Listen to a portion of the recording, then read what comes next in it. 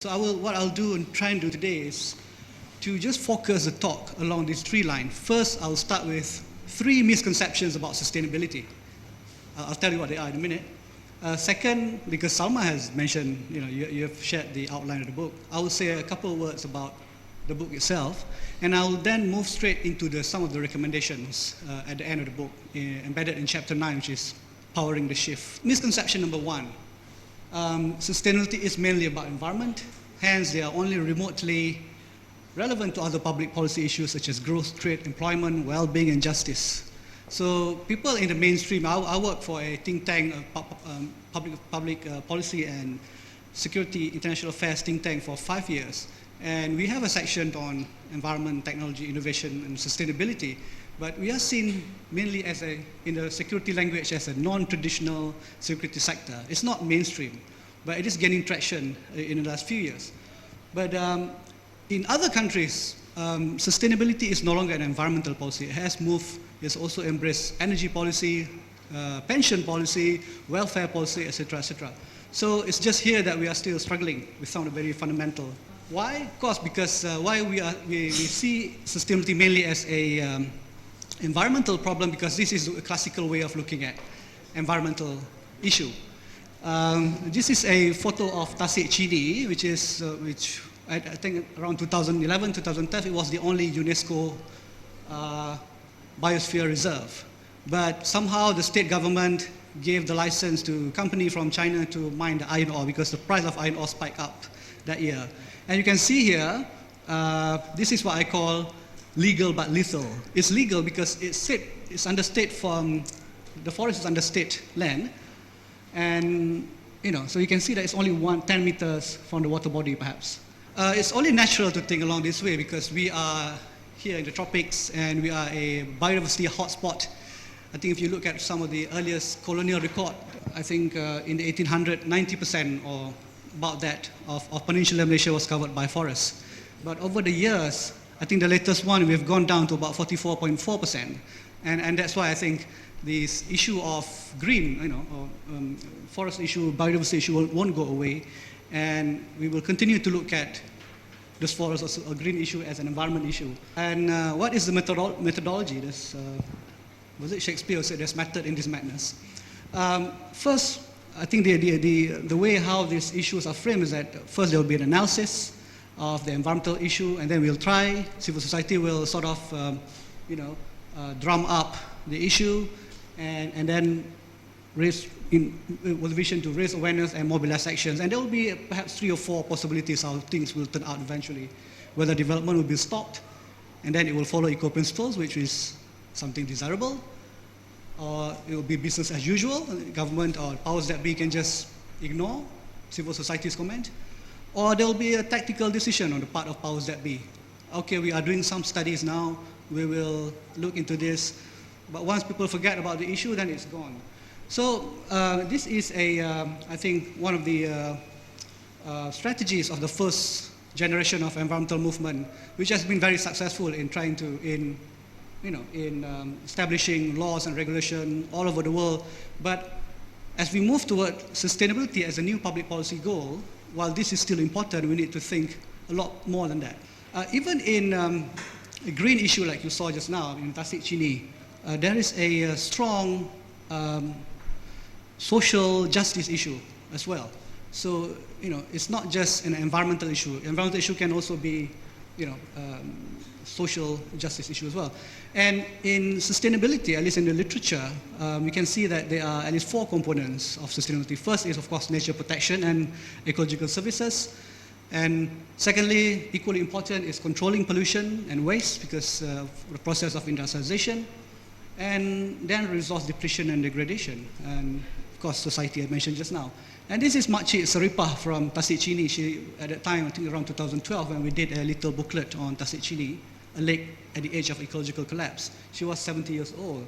And she was very articulate in saying that, we are trapped. We turn left, we face palm oil plantations. We turn right, we see logging. Behind us, we see iron ore mines. And facing the lake, we can see that it is dying. And this, I think, brings us to the definition of sustainable development, which is very much often quoted by almost everyone, the Brundtland definition. development that meets the need of present generation without compromising the ability of future generation to meet their own needs. I mean, this is very well known. But deeper than that is that the sustainability model is actually, and it is at least, we're only at the stage of bringing together all different knowledge or scholarship and areas of work together. And we are hoping that sustainability can become a model, an alternative model to neoliberal economic development. So it seeks to reconcile ecological, social, economic, and also environmental dimensions naturally. I mentioned about social justice. The idea of limits is very central to sustainability issue. And in the first chapter of this book, I presented this sort of framework to think about how do you draw a distinction between environment and sustainable development, or environment and sustainability. So there's environment on this side and sustainable development on the right-hand side. So we all know from the 1960s and 70s there have been strings of numerous policies and legislation to control pollution and to establish national parks or wildlife parks. Has been established all over the world. And Malaysia was one of those front-runner countries in developing countries, I think, because we came up with our Pollution Control Act in 1974, the EQA, Environmental Quality Act. So from 1960s to 1980s, the mainstream concepts, there are four are listed there. Conserving the environment was the mainstream idea about the environment, and we are still at that mode, environment mode. Whereas when we move towards the late 1980s, then this is a time when we begin to graduate into looking at environment with development, or merging environment development became the main concept. And you had internationally landmark reports like Our Common Future, and then we had the Rio Summit in 1992, and then the Kyoto Protocol in 1997. So it began to be sort of discussed at strategic level internationally, and some countries began to translate that onto national policy landscape. And then next came the next mainstream concept, which is combating climate change. And the IPCC, the Intergovernmental Panel on Climate Change, the Force Assessment Report, I think was very instrumental in launching the idea that climate change is no longer, climate change is by then recognized as anthropogenic in its origin. It's caused by human activities.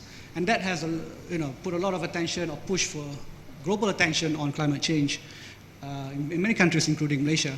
And then in 2009, we were hit by while we were having fun with climate change internationally, we were hit by a financial crisis. But then it's sort of ingrained in the heads of policy community internationally that we can't ignore climate change. It's too big to be ignored. But at the same time, how do you deal with this slowing of global economy? Hence, I think about the same time, the concept of green economy or building a green economy emerged internationally. And these are the main framework or the mainstream concept. And underneath that, you have the constituent issues and policies. For instance, in the environment phase, conserving the environment would include, of course, nature protection, nature preservation, pollution control, and wildlife conservation.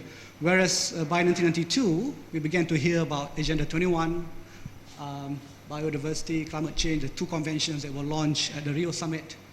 And then by 2006 onwards, climate change mitigation, carbon dioxide mitigation, climate adaptation, low carbon development began to be addressed internationally. And then by 2009, 2010, international agencies like UNEP, International Environment Programme, launched many, these terms were launched into the policy world: green growth, green technology, green financing. So as a student of public policy, I was looking at the distinction between what is an environmental problem and a sustainability problem. Environmental problem, I think you can just deal with this and you're fine, but when it comes to sustainable development, it's a lot broader, and your scale of response, or the scale of response required, will require integration across sectors, and this is very difficult. And I think this is why that we need to broaden our thinking, that it's not just about environment anymore now, it's a lot broader than that. Next, please. And the second misconception is when I was with ISEAS, I was working closely with the Economic Planning Unit in Prime Minister's Department. So when there is time for Malaysia to report to international community, we always say that we have enough agencies dealing with these issues, and we are on track when it comes to sustainable development. Because there are some measures or indicators that you can always show that you are doing fine, without telling the other indicators or the other set of indicators. So I would argue that we have been thinking about environment and sustainability here in Malaysia, in Malaysia, Sabah and Sarawak, in this region, for at least 100 years. We have established all these institutions or green institutions. I mentioned the Pollution Control Department came to being around 1970s, but the forest management, the small forestry department established under Strait Settlements Director of Gardens in 1883. Forestry Department Peninsular Malaysia was established in 1901. Of course, they were dealing with environmental issue, but we have had these institutions in place for a long time. And then on wildlife management, the first wildlife part was, Dr. Saiful is here, was in Chior, Perak. Well, over the years, we have established this monster, a very complex landscape of institutions dealing with different portfolios that deal with environment, from waste management to energy to climate change. Minerals, transportation, they're everywhere, and everybody can say that they're doing something about sustainability, conveniently. Whether they are addressing or not, this is where I was trying to address in my book. And in addition to the agencies, we have numerous councils chaired by Prime Minister, Deputy Prime Minister, all these important ministers, but has there been any evaluation of their performance over the years? I would love to do that, but they won't allow me to do that. So the landscape is pretty complex, but I think it's there. You don't have to start from scratch, so it needs a little bit tweaking, but someone has got to do the work. And what I'm trying to here is a study we did for Green Technology Corporation under a special purpose agency under the Ministry of Water, Green Technology and Energy. They had this Malaysian Green Technology Corporation to mainstream the idea of green technology and green economy. But we have to look at the political economy of this transition. Yeah? Sometimes an agency or a setup by government would have, this is a power interest matrix. You have power there and you have interest there. Sometimes the agency is powerful but they're not interested in the topic. And sometimes you have a powerful agency not interested, and how do you get them to be interested, right? So these are the questions, and ideally we have all these players. Ideal is to move everyone to quadrant B, to get everyone to be interested or powerful enough to change for sustainability. But that requires us to understand who are the winners and losers. How do you incentivize the winners or the losers, or the other way around? Yeah. So these are the hard questions that we have to ask when we talk about the institution for sustainability. If you agree with me that sustainability requires the convergence of economic, social, and ecological pillars, then we can pick 3 proxy indicators, and we trace it over the years from 1960s. This is a history of Malaysia's development.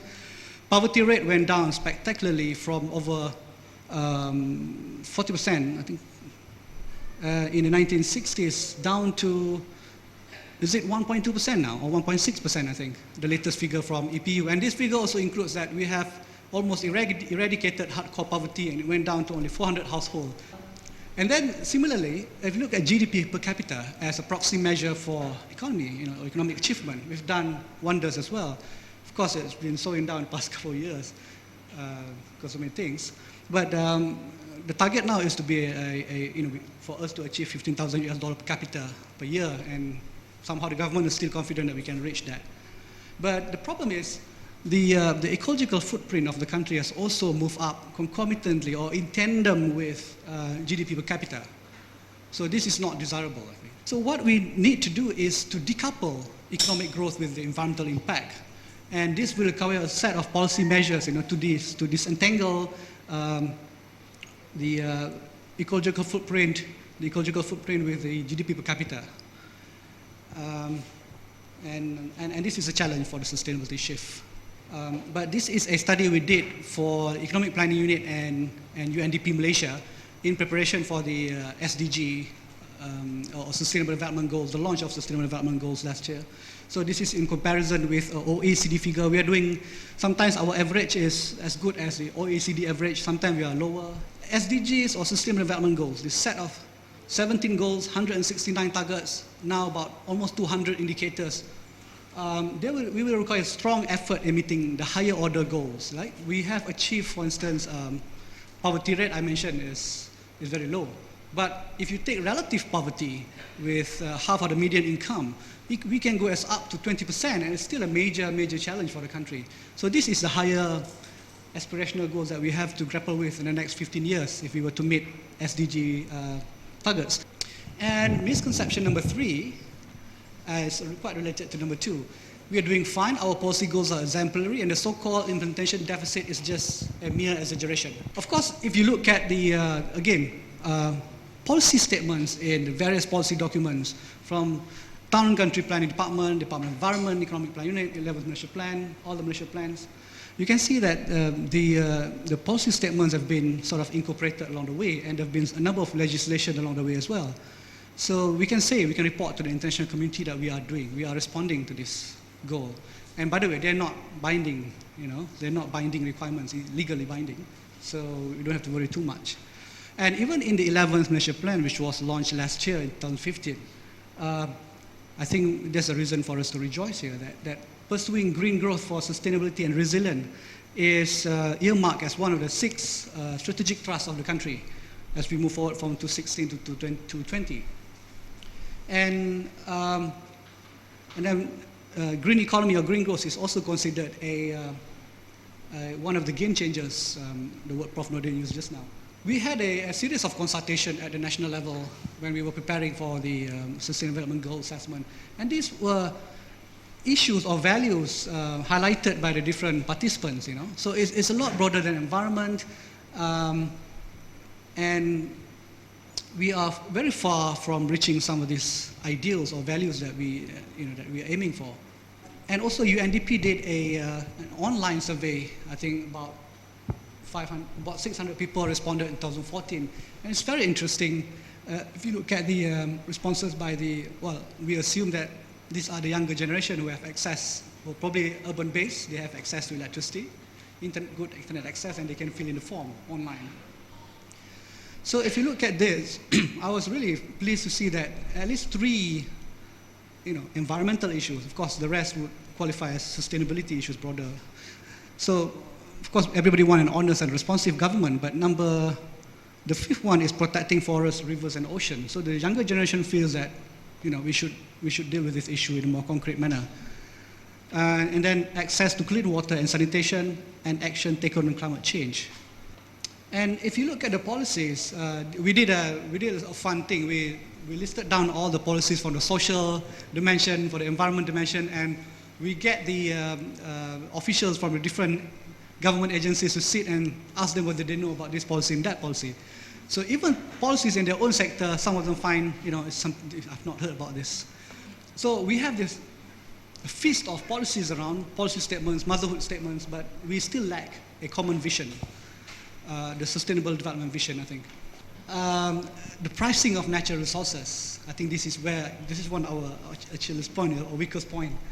If you compare to, of course, Singaporean, they have enough money to pay 3 ringgit 80 cent for, per 1,000 litre for the first 35,000 litre.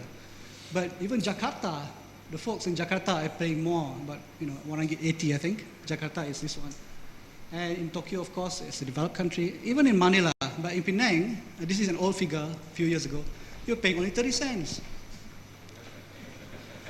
In my consulting work, I'm trying to argue that sustainability is a lot broader than just environmental issue. I think we need to reframe them as, this triple challenge of issue of, one is scarcity, resource scarcity, second is distribution, and third is unity. And that's why I have a chapter on sustainable society, because I think we need to graduate to being a sustainable society, which is which work on the basis of environmental or sustainability citizenship.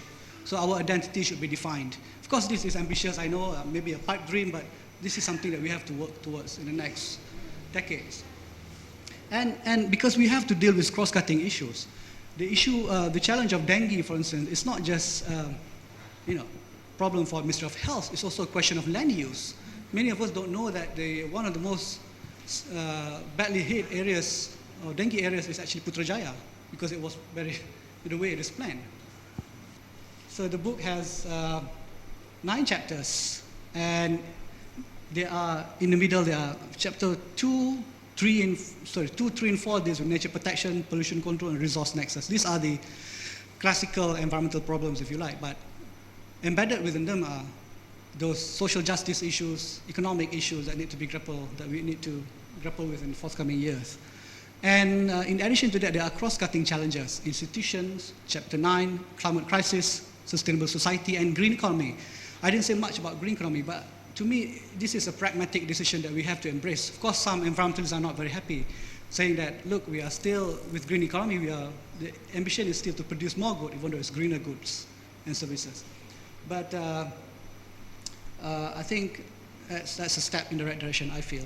And green economy has, I think, somehow managed to got the leaders or head of states to be interested in the issue of sustainability, because there's money to be made from greening the economy by embracing green growth. And back to this idea, so if you look at my 3 set of ideas on misconceptions, they're actually related to this: the shift from environment to sustainability, the shift from organization to institutions, and the need to move away in a serious way, moving from just articulating policy statements to actually thinking about how do you implement policies. And this is where I think we still have a lot of room for improvement. The book closes with a set of policy recommendations, not just for policymakers but also for society. And I use these 3 terminologies here: institutional hardware, institutional software, and also hardware. Just to share with you, this is the report of Federation of Malaya Constitutional. This is the REIT report, right? This is what we call before we came up with the idea to come up with a federal system. And interestingly, and this was written in 1957, so the series of meetings that the Commission series of meetings that took place before this report was launched was probably a few years before that as well. And I was struck when I saw this, that way back when, in 1954, 9.5 million hectares forest still around. So when the commissioners went around on their boat, perhaps, I imagine, this is what they say: we could not help but notice during the course of our travel in the Federation that a considerable amount of erosion of the soil had taken place. This was, they went on describing it. But in the paragraphs that follow, they sort of said that they're not very sure whether the federal system can deal with future issues, future environmental issues. Even way back then, they're not sure if you give the powers to the state to manage natural resources, as they have a lot of power to manage natural resources, whether they can deal with this in a convincing way or an incredible way. Next. And this is a question of institutional hardware, the property rights, yeah? Who should be governing this? And in the book, I mentioned the institutional hardware, institutional software is in red, hardware is in blue, and green is the 2 ideas on institutional hardware, where should, question of values and also question of strengthening our education system, which should be key, I think, as we march towards 2030 and 2050.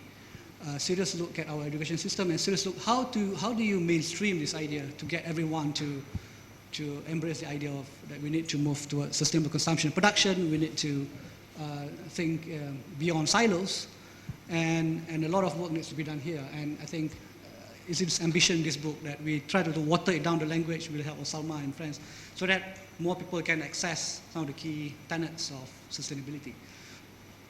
When it comes to organization, law and property rights, embedding within culture, maybe you want to reposition the Department of Environment. It's been in place since 1970s. Now they have over 1,400 people, and they started only 5 people. They managed to come out with so many legislation.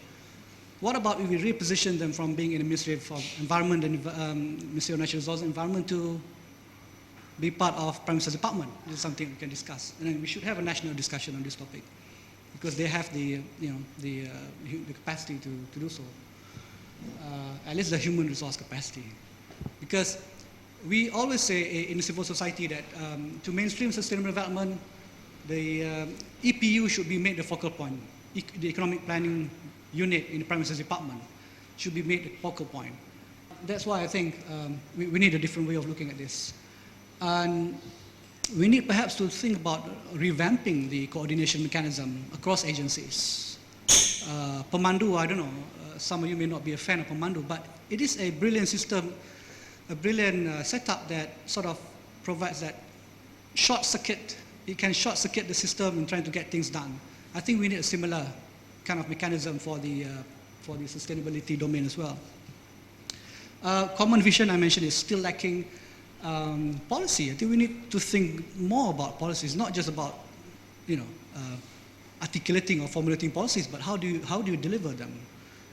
Friends in Thailand are making this joke last time I was there, that they don't do the 5-year planning they do, but they don't do 5-year planning anymore because what they need to do now is just copy what Malaysia says and implement them. So I didn't take that in the light manner.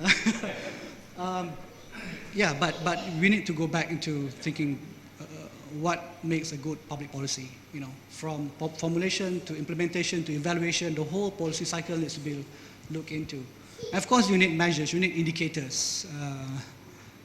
I mentioned earlier that the core values underlying sustainable society, I think we should really build this. Of course, we have had pioneers like Dato' Anwar Fazal, Gurmeet Singh, in the first generation of environmental movement in pushing some of these ideas. I don't think there would be, of course this is counterfactual, there would be a Environmental Quality Act without civil society pushing for it back in those days. But we need a stronger, or if not, a stronger civil society to deal with this broader issue that I mentioned just now. And you can't do that without strengthening the education system, the research and development system in the country. Of course, there's been massive cuts for universities now. I don't know how we're going to deal with this in forthcoming years, but these are the challenges. We have Institute for Environment and Development, Lestari, established in 1994, Prof. Nordin. And then in 2009, the Center for Global Systematic Studies was established in USM. So I think this is a great move in getting scholars together, scientists together, and also in churning out PhD theses and master's theses on the topic. But beyond that, we also need to think about secondary education, primary education. Geography, the subject of geography is now not mandatory anymore in secondary school. And how do you teach without giving the appreciation of space? Time and space is very essential in education. So these are the kind of things. It's broad, it's ambitious, but I don't think we can move forward without stringing them together. What's perhaps missing in my talk today is where's politics in all this? Let me end by saying that, by quoting the Chief Sustainability Officer of AECOM, perhaps the largest the largest engineering company in the world. When he came to speak at ICES, he said, sustainability is a political question with technical attributes. We think about indicators, we think about policies, what would be the right word to go into policies, but at the heart of it is actually the question of who gets what, how and when. So, look forward to the discussion. Thank you very much.